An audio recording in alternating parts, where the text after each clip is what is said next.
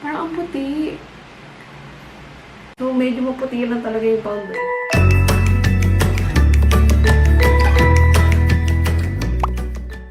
Hi guys! Parang ang puti.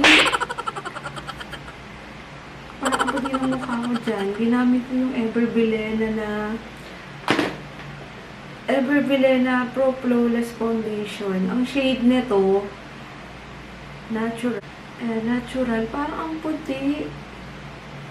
Diba ang puti sa mukha? Anyways, so today, ang gagawin natin is mag-eyeshadow tayo. Kasi nakikita ko na uso ngayon yung mga peachy makeup. Or nilalagay nila sa eyes nila is yung mga peachy color. So, medyo maputi lang talaga yung foundation. Siguro nag-oxidize naman to. So, yun. Ang puti niya, ang layo sa kulay ng liig ko. Kaya taliyak. Ang puti oh. Ayun oh, sobra. Diba? Ang puti. Para akong sinubsub sa espasol. So, ayun ko nga kung hululong buhok. Ano ba yan? Nakakahiya. So, ayan siya. Ang puti. Ayan oh. Grabe ang puti. Hindi ko parang gagawa ng paraan. Alam ko na. Wait lang. Mag-powder tayo.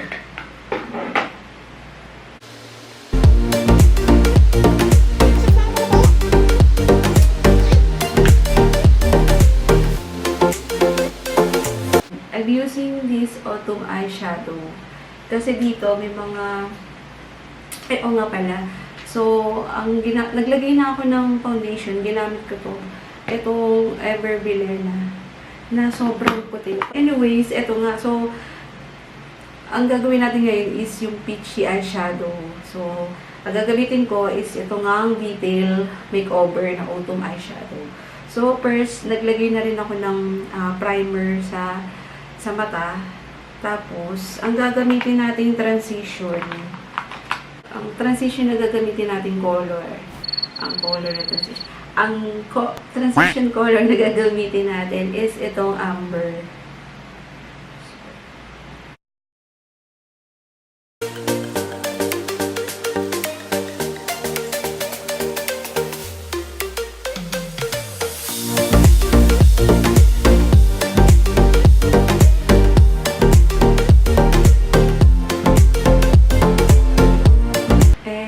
Color na gagamitin natin is itong paisley. Itong paisley. Pero yan, ilalagay lang natin dito sa corner, sa may outer V. And then, i-blend na lang natin. So, ito, same brush pa rin yung gagamitin natin.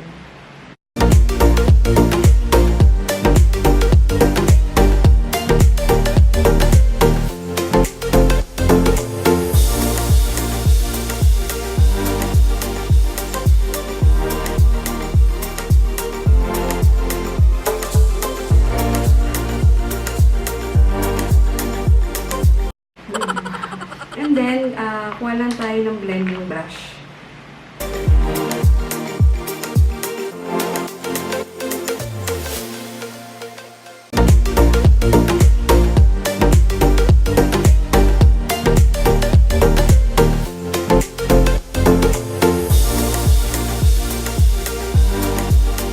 And then, so yan, nalagay na natin.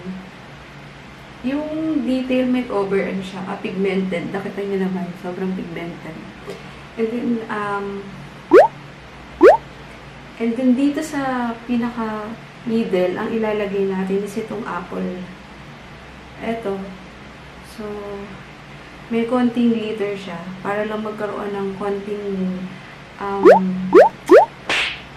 glitter din sa eyeshadow natin. Gamit lang tayo ng flat eyeshadow brush.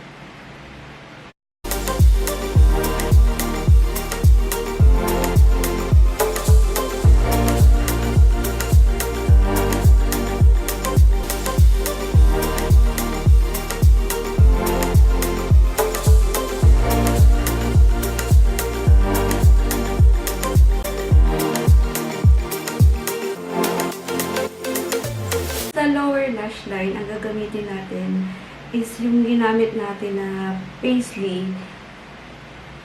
And then sa lower lash line, na gagamitin natin is yung paisley. Yung una natin ginamit kanina sa transition natin.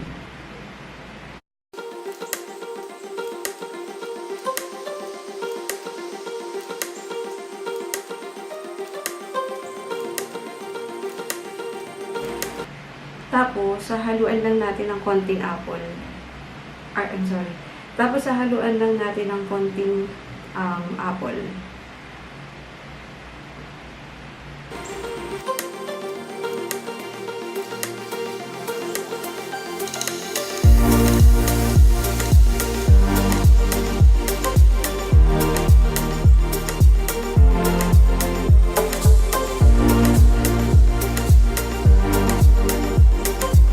Highlighter, ang gagamitin natin is itong EB Advance na Glow Out Highlighter.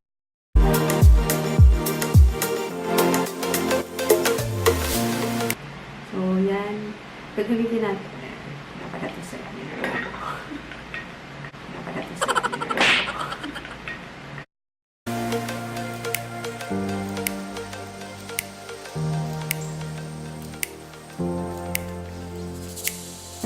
Then sa tear ducts dito, gagamitin natin is yung highlighter.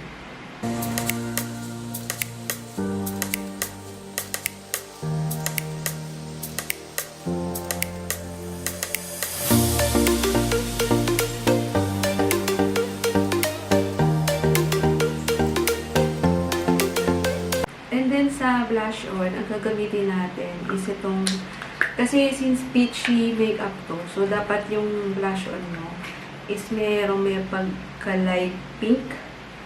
And then wala rin naman akong peach na blush on. So gagamitin ko na lang is itong crayon cheek blush. Gagamitin ko na lang is itong crayons na cheek blusher. Ito siya. Ayan. So medyo ano lang naman to, di siya pink, pero ito yung ano niya, color niya.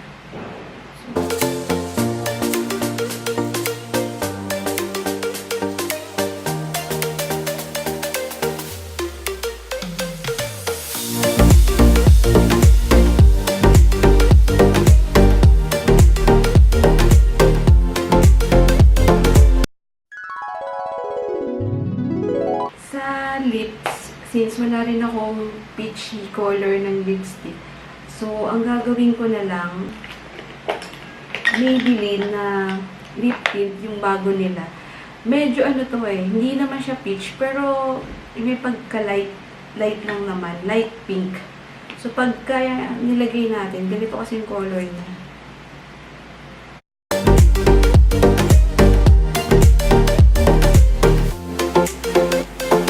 So, yan yung color niya. So, pag nakita nyo, parang may pagka...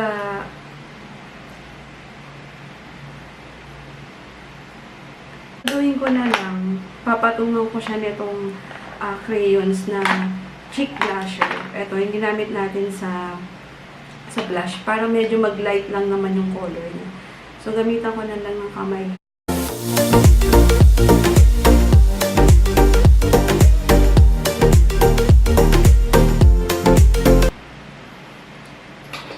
So guys, ito na yung ating peachy makeup look. So, ngayon ginawa ko sa lipstick para medyo mag-lighten siya is, pinatungan ko siya ng crayon na blusher. Ayan, medyo nag-light naman siya.